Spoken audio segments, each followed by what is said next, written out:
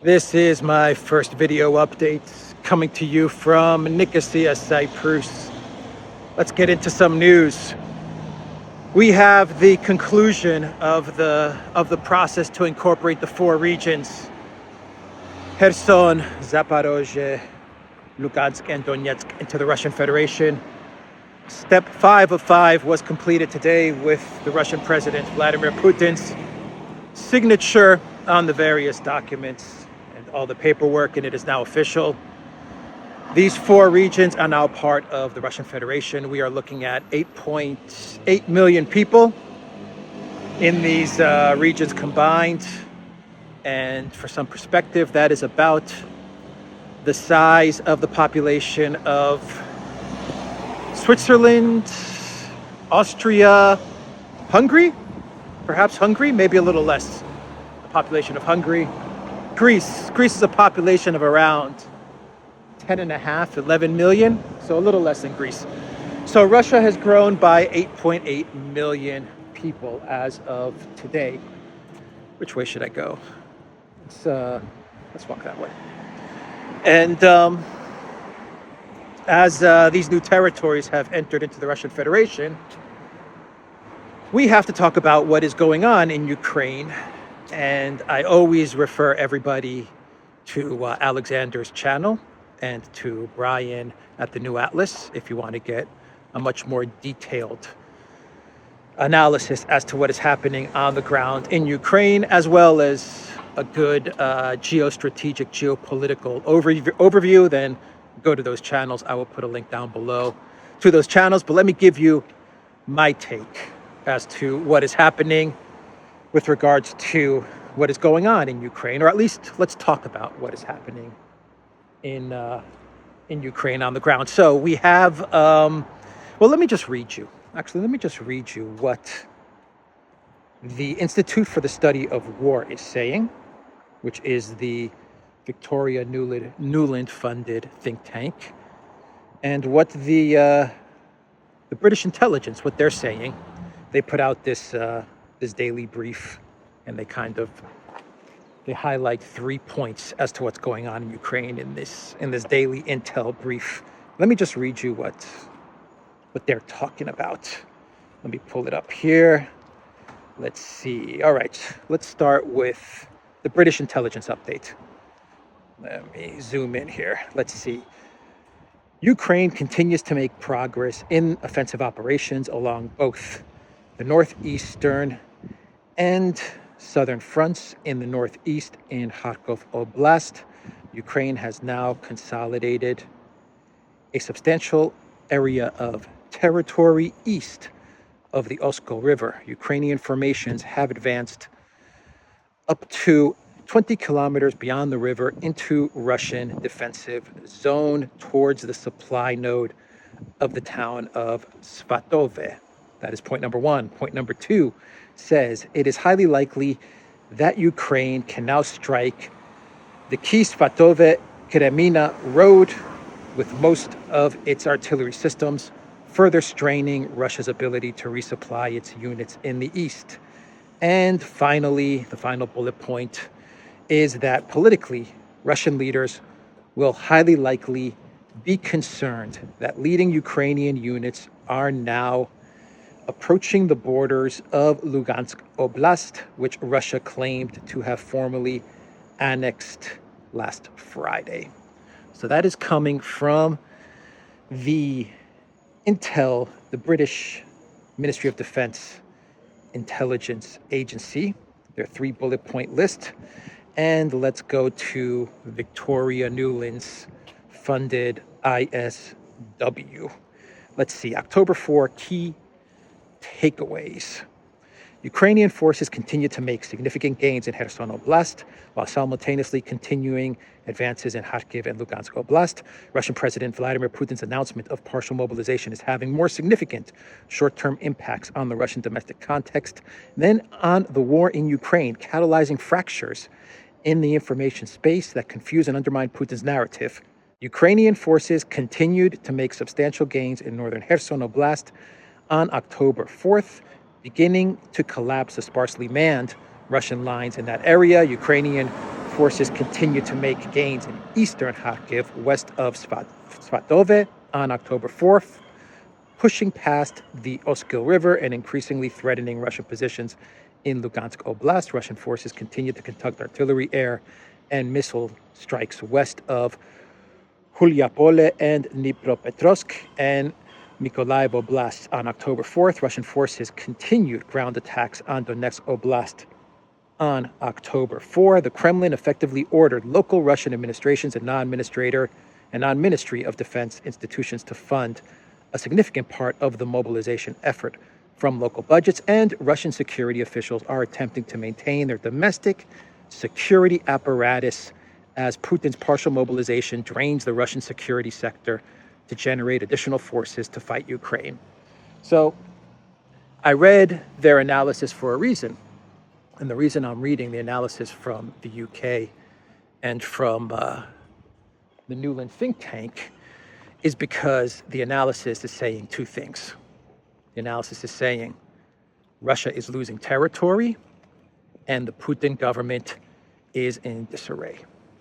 It's in disarray because it's losing territory. It's in disarray because the territory that they have now claimed is Russian land is now being taken over by Ukrainian forces. And it's in disarray because, according to these sources, the mobilization efforts have completely failed, and they're causing fractures in the Russian government. So that is what they are saying. And the advance that we're seeing, specifically in Kherson at the moment, which is a significant advance.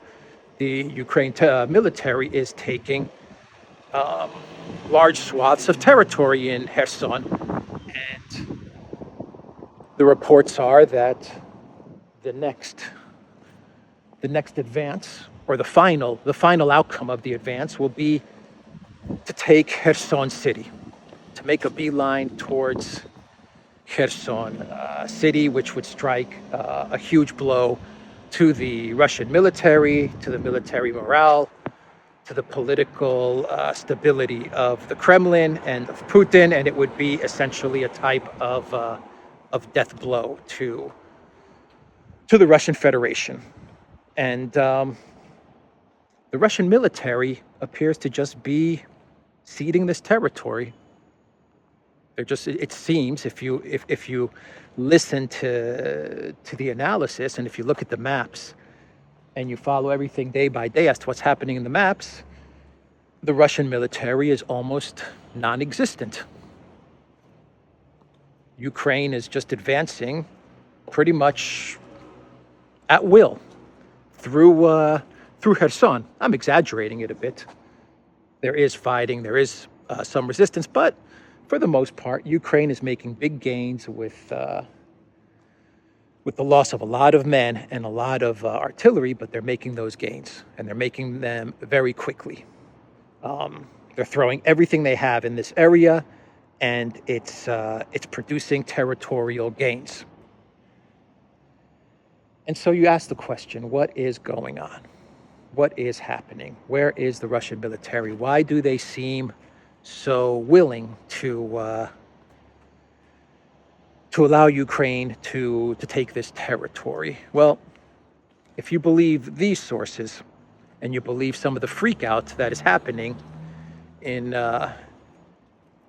various other sources which are pro-Russian, because there is a type of freak out that is happening, you would believe that the Russian military is collapsing, and that within a couple of weeks, Kherson city will fall under the control of the Zelensky regime, and at that moment in time, it's lights out for Russian President Putin, which is the goal of this entire offensive. The media goal, the military goal, all of this is about getting regime change in Russia. And they've said that their goal is to get regime change in Russia. They've been saying it now for the past week. They're not hiding it. And the regime change that they want is not so much their own puppet government. This is very important, what I'm about to say, I believe. The regime change that they want with this offensive and the media push that is following this offensive, and much of the media push is not even happening from the collective West media, it's just happening from the Russian-friendly media. But the media push, the amplification, let's just say the amplification of the Russian media freakout is meant to remove Putin. It's not so much about putting their own guy, Navalny, into the Kremlin. It's about first getting Putin out of the Kremlin and then figuring out what to do next, or how to get Navalny into the office of the president. It's very much what they did, what the strategy was in Syria. The Obama administration funded ISIS, right? They funded, equipped, supported IS. What was the goal? The goal was Assad must go. We heard it from Cameron, we heard it from Merkel, we heard it from Obama a million freaking times. Assad must go, Assad must go. Obama was like a freaking broken record. Assad must go. That's all he could say. That was the goal. Get rid of Assad. IS? IS, absolutely. Doesn't matter. Doesn't matter what they do or who they are. If they're the ones that are best positioned to remove Assad, let's get them to first remove Assad. And then we'll figure out how to deal with them. Then we'll figure out how to deal with IS. Same thing going on in Russia. Same exact thing. How can you engineer so much uncertainty, distrust, anger at Putin, even within the halls of government? How can you engineer enough doubt and enough distrust that you can somehow throw that Hail Mary, like in football, just throw that Hail Mary, and maybe someone in the Kremlin is going to do something and get Putin out. And whoever comes in, sure, maybe it's a hardliner. No problem, we'll deal with him later. Think about it, they did the same thing in Ukraine, didn't they? When they engineered the Maidan coup. They engineered the coup. The goal was to get Yanukovych out. They didn't really have anyone lined up until Victoria Nuland made her trip to Kiev, and she talked to everybody, and then she gave Pyatt a call, and she said, F the EU. And then she said, you know what? And they were discussing. I mean, we got the audio. They were discussing. Who do we put in place? They didn't have anyone ready. They just wanted to get Yanukovych out. And then they were discussing, well, okay, let's get Yats. Yats is our guy. He'll be in there for a temporary time period. He'll plug the holes. And then we'll do a sham election. You want to talk about a sham election? We'll do a sham election. And Poroshenko came in, and they dealt with Poroshenko. And they brought Poroshenko on side, if he wasn't already. And then when Zelensky won, Zelensky campaigned to end the conflict in Ukraine. When he was campaigning for president, he was a peace candidate, but they brought Zelensky on side as well, and they made him into the clown puppet warmonger that he is. So my point in all of this is that everything that is going on right now is meant to engineer regime change in Russia, and they've said as much. Now, the Russian military is losing territory. Yeah, yes it is. It is losing territory. But as Brian pointed out at the New Atlas in his latest video, it's not losing equipment, it's not losing men. That should worry Ukraine. That should worry the collective West. Because Ukraine is losing men and it is losing equipment at a horrendous rate. Equipment and men that it can't replace. And the latest package that Biden is sending to Ukraine, the 625 million package, is not enough. It's getting less and less. With each drawdown, that the Biden administration is making from this package that they have, this slush fund that they have that they can draw down from, each drawdown is getting less and less and less. That's obvious. Just have to look at the numbers and look at the equipment that they're sending. So, if you're Ukraine, to be quite honest, you should be worried as to what you're seeing. You shouldn't be celebrating because Ukrainians are celebrating. They've got the Uber army right now, right? Their army is unstoppable. Russia's retreating, they're gaining territory, it's unstoppable. But sooner or later, it's going to come to a stop. And let's just let's play devil's advocate. And let's say that Russia is losing. They're trying everything, but they're losing. That would mean that the Russian military is indeed a paper tiger. It isn't what everyone thought it was. That would mean that Russia, Putin, the Kremlin, fooled everybody. Everybody. Everyone thought they were one of the top 3 most powerful militaries in the world, but they fooled everybody. Because they weren't. Because they let Ukraine roll all over them. That would mean they fooled me, you, China, India, the United States, the European Union. They fooled everybody. The Russian people, they fooled everybody. That's what it would mean. If we take the narrative that Ukraine is just going to just roll everything back all the way to Crimea. It means that this was the greatest con job in the history of mankind. To have everyone believe that the Russian military was this strong, capable fighting force. They pulled a fast one on everybody. That's what that would mean if you buy into this narrative. But there's a lot more going on that we have no idea what it is. The Russians are not going to. This territory is theirs. They're not going to let Ukraine invade and occupy this territory because right now Kherson is considered their territory. That's how they see it. It's done. It's over. This is their territory. At this moment in time, Putin signed the documents. So why would the Kremlin go through all of this trouble to annex this territory, to incorporate this territory in such a precise legal manner, dotting the I's and crossing the T's? Why would they go through all this trouble?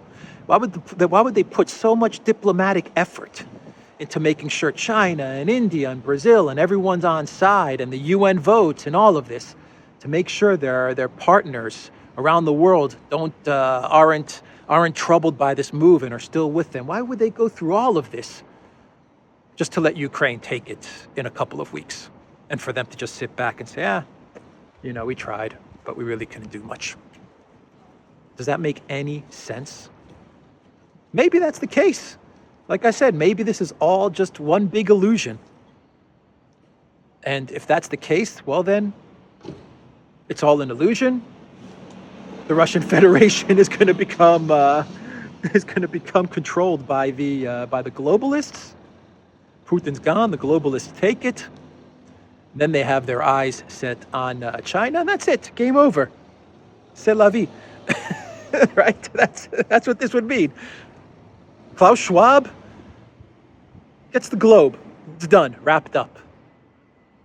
But it doesn't make any sense. 0 sense. None of it makes 0 sense. Something is going to happen. Something is going to happen. And if it doesn't happen, then I'm completely 1,000% wrong. But like I said, everyone's been fooled then. Everyone has been fooled. But I can't look at this from a logical perspective and think and come to any different conclusion other than at this moment, now that the regions are part of the Russian Federation, something significant and big is going to change. Something significant and big is going to happen on the battlefield and off the battlefield as well. And we're going to get to that.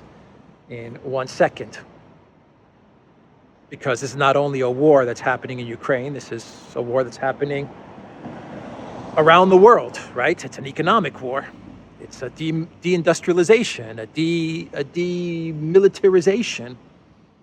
It's a de-dollarization war. It's the 20% of the collective West that is fighting against 80% of the rest of the world. That's how it's being positioned. And we're going to talk about one of the most important battlefronts of this economic war, and that is energy, oil and gas, and specifically oil with OPEC and OPEC plus.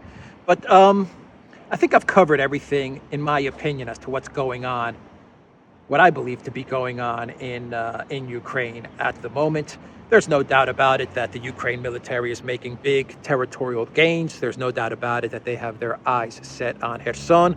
But this is more about, in my opinion, it's more about removing Putin than it is about taking this territory and keeping this territory.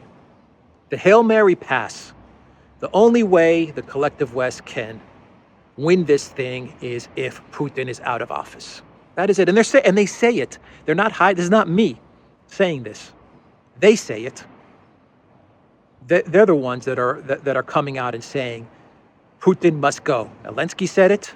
The only way we can negotiate is with Putin out of office. The collective West mainstream media is saying it. I mean, they're running with articles now every day from all the usual suspects. Putin must go. The only way to find peace is if Putin goes. That's what they're telling us. That's what they're telling the world. And that's what they're trying to do. And how do you do it? And I'll end it on this note. This is how I believe they're trying to do it. Blitzkrieg, super fast counteroffensive. Take as much territory of Kherson as you can. Take as much territory of Kharkiv, of Donetsk, Lugansk, whatever. Just take up territory. Because everyone sees the map, they see the territory, they go, oh my God, what's going on? Russia, preserving its troops, preserving its equipment, they fall back. They retreat, they fall back, right? Ukraine continues to advance. Everyone sees this. You run with stories talking about how there's panic in the Kremlin. The mobilization is a sign of the panic. The mobilization has not worked out well. It's been a disaster. Hundreds and thousands of people are fleeing Russia. Millions of people are fleeing Russia. I watched the news here in Cyprus. They've shown the same video clip the past four nights. Kid you not. All 4 of the TV channels, of the big 4 TV channels here, they've shown the same video clip of a bunch of cars. I believe it's the crossing to Georgia. I could be mistaken or something like that. Maybe it's Yerevan. I don't know. Somewhere in the Caucasus. It's the same damn clip, and it's just like a line of cars. And at one point, it has a girl who's sitting like on the passenger side of the car, just kind of like, almost like half asleep, just waiting to cross over. And it's the same video, and they've shown it for the past four nights. And what do they preface it with? They say hundreds and thousands of Russians are fleeing. And that's what they say. Every evening, hundreds and thousands of Russians are fleeing. So, blitzkrieg, taking territory, mobilization failed. The army is collapsing. People are fleeing. And Putin's only option, the only option he has left, is tactical nukes, because everything is collapsing around him. And the collective West now is urging Putin not to use his nukes. Don't use your nukes because you're losing so bad. That's the message. Oh my God, he's losing so bad that he's going to use tactical nukes because it's the only thing now that he has left. The only thing he has left now is to press the button. That's it. There's nothing else left. Everything else has failed. And so, it's the madman sitting alone in his office in the room, and everything else is collapsing around him. And it's just him and the button, and that's it. The only thing I've got left is to press that button. That's the only thing that's going to save my position. That's the picture that they want to present. Now, Is this the case? If it is the case, well then, as I said, the entire planet has been conned and has been fooled. If that is the case. But I don't think that's the case. Anyway, let me talk about Saudi Arabia. I've rambled on way too long on this. Let's get to some important news here with Saudi Arabia and OPEC Plus. Saudi Arabia, United Arab Emirates, Russia. We are going to have production cuts. Production cuts in CNN. They are reporting that the Biden White House, the Bideноpolis White House, Greece's favorite son, Joe Bidenopolis, the White House is in absolute freaking panic about this. Think about it like this. If Saudi Arabia, if MBS saw that Russia was completely collapsing, do you think he would be making this decision I'm about to read to you? Just think about that for a sec. Anyway, the White House is desperately seeking a way to prevent a major cut in oil production, which is expected to come after a meeting of OPEC Plus member states in a move that is certain to send prices at the pump surging, CNN reported late on Tuesday. Washington has mobilized all available human resources in the administration, with the White House having a spasm and panicking. That is a quote. The White House having a spasm and panicking, an unnamed senior official told the media, describing these latest efforts as taking the gloves off.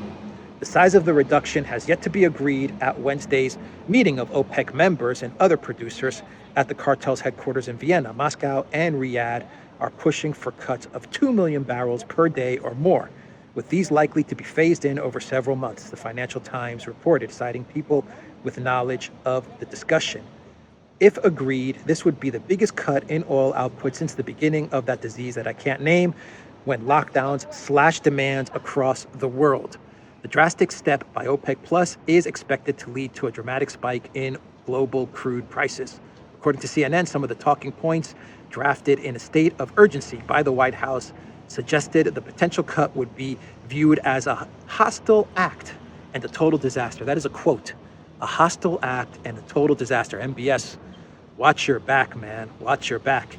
Quote, there is great political risk to your reputation and relations with the U.S. and the West if you move forward. The media quoted the talking points draft as saying, 1 month before midterms too, a spike in oil prices. Wow. And they're trying to place price caps on gas and oil as well, the collective West. So they're trying to put price caps on gas and oil. Russia has said that they're not going to sell oil and gas under market values, below the actual market value. So they've already said, if these price caps come into force, well, we're just not going to sell our gas and oil under the market value. They've said that. So we're going to have production cuts. We're going to have a spike in price. We've got the collective West trying to put caps on these prices 1 month before the midterms in the United States, and 1 month before, a month and a half before winter really sets in the European Union. And just about every publication now, every collective West publication now is running stories about how the European Union is in absolute complete collapse. I was reading a story today on the Financial Times which said that Germany is now going to stop exporting its electricity to other countries, to other partners in the European Union. In other words, Germany is saying we can't do it anymore. We're going to cut our power, our export of power, because we're going to need this for our own internal consumption. So every day you have stories about how the EU is in absolute complete free fall, about how the UK is in absolute complete free fall. We don't even know if Liz Truss will be prime minister in a week or two. I wonder how many people watching this video understand which bank this was, and now it's closed down for rent. Privat Bank. Let me know in the comments down below if you understand whose bank this was, or this is, but in Cyprus it's shutting down. Yeah. Interesting. Very interesting. So, if MBS, if he believed that Russia was in complete free fall, would he actually be doing this? Saudi Arabia going against their number one partner, the United States, going against the wishes of Biden and the US government, putting his own regime and his own life in danger. I mean, you heard the quote, a hostile act. They're viewing this as a hostile act. The United Arab Emirates is on board with this deal. Saudi Arabia is on board. Russia's on board. And why do you think they're doing this? Well, because they don't like the fact that the collective West is talking about placing price caps. They don't like it. They don't like the fact that the collective West is seizing foreign currency reserves, and they're placing sanctions on everyone and everything, and they're seizing assets. MBS is looking at what they're doing to Russia, and you want to know what MBS is saying? Today it's Putin. That's the villain. That's the pariah. That's the dictator. Tomorrow it's going to be me.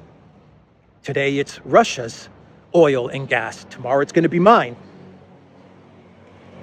Today it's Russians' foreign currency reserves and Russian oligarchs' yachts and homes that are getting confiscated. Tomorrow they're going to come after me.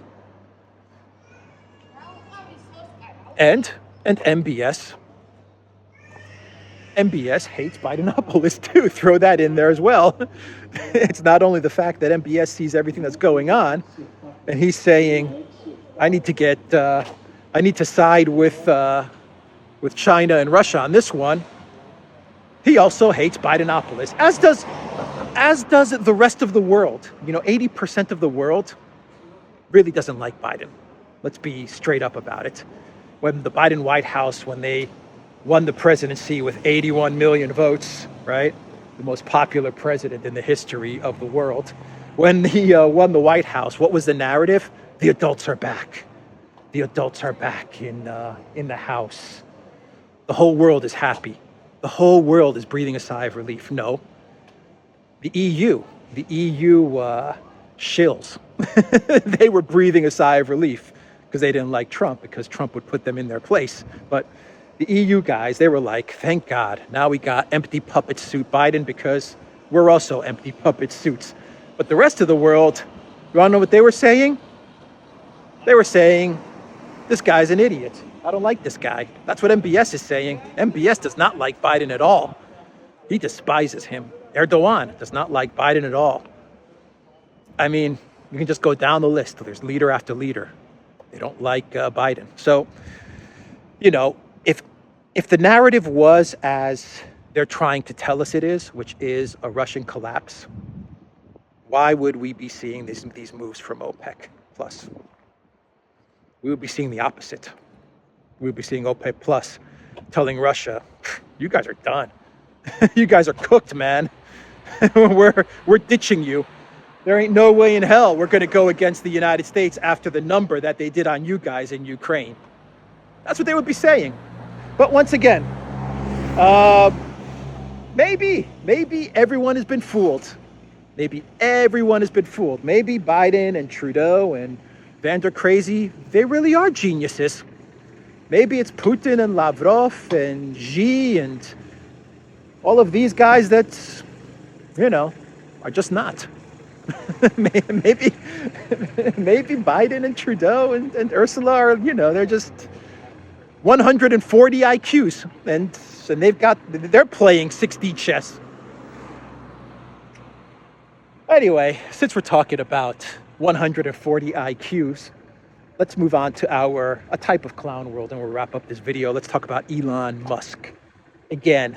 So in my video that I did yesterday, I talked about Elon Musk and the tweet that sent everybody into a complete panic with regards to his repackaging of the Minsk agreements. By the way, in the comments, I really like how some of the comments were saying the Minsk Accords, the Musk Accords. Basically, Musk retweeted what was the Minsk Accords, and it sent everyone into a big debate on Twitter, right? Everyone. Ukraine trolls, you name it. Everyone came out in full force. Some people were praising Trump, were praising Musk. Other people were calling Musk an idiot, a fool. We hate you all. You saw everything with that tweet. Anyway, one thing I didn't mention with regards to that tweet was Musk's involvement in Starlink. That's right. I didn't talk about Starlink, and I should not have left that out because that's a huge point. That's a huge fact with regards to Ukraine, because what you get when you look at the analysis from the Ukraine side of things, and you look at the Ukraine sit reps as to what's going on, they always talk about how they're using Starlink effectively to communicate, to organize. Basically, Starlink is become an indispensable tool for them as they fight this war with Russia. And let me just say one more thing before I get into this kind of clown world. And I'm just going to float this out there. Perhaps, given the fact that we've now crossed the Rubicon with regards to destroying critical infrastructure, Nord Stream 1 and Nord Stream 2 pipelines, now that we've legitimized the attack and the destruction of this type of infrastructure, energy, communication, you name it, it doesn't matter. Now this is fair game. It's open season on this type of stuff. I wonder if Musk sent out that tweet to either distance himself from the war in Ukraine and the role that Starlink is playing, or in a way to kind of sweet talk Russia or the Russians by saying, look, all I want is peace. All I want is peace in Ukraine, and I'm with you guys, Russia. I believe in the Minsk agreement or the Musk agreements. I'm all for it. That should be the agreement that everyone adheres to. Just don't take out Starlink, Russia. Don't blow apart Starlink. Now, I don't know how possible it is for Russia to take out Starlink, but I understand you have thousands of satellites and it's not an easy task. But still, I wonder if Musk is kind of saying, crap, now that they've blown apart Nord Stream 1 and Nord Stream 2, what's going to stop Russia from saying, well, this Starlink is really giving us some problems and we don't like it floating over our territory, so it's got to come down. I don't know, or maybe we got to jam it or something. I have no idea. I'm just floating that out there. Anyway, let me just do with a quick type of clown world. And as I was talking about Musk in my video yesterday, I said, what the hell is going on with Twitter? I said, whatever happened to Musk's buyout of Twitter? It just kind of disappeared, right? And I said that in the morning, and in the afternoon, you got reports from Bloomberg, which are saying that Elon Musk is now making another offer to buy Twitter at the original price. Bloomberg is reporting, according to people familiar with the matter, that Elon Musk is proposing to buy Twitter Inc. for the original offer price of $54.20 a share, valuing the company at $44 billion. The billionaire's lawyers communicated the proposal to Twitter's lawyers overnight Monday and filed a letter confidentially with the Delaware Chancery Court ahead of an emergency hearing on the matter scheduled for Tuesday, the person said. So, where is Elon Musk and his purchase of Twitter? Here it is. Here it is. You see how quickly things can change? In one morning, you wonder whatever happened to that Twitter deal, and come afternoon, it looks like that Twitter deal is back on the table. All right, that is my video for today. The Duran.locals.com, ODYSEE, BitChute, Rumble, and Telegram. and Rockfin as well. I will put a link down below to Rockfin. Check out Alexandra's channel. Check out the Duran's channel. Take care.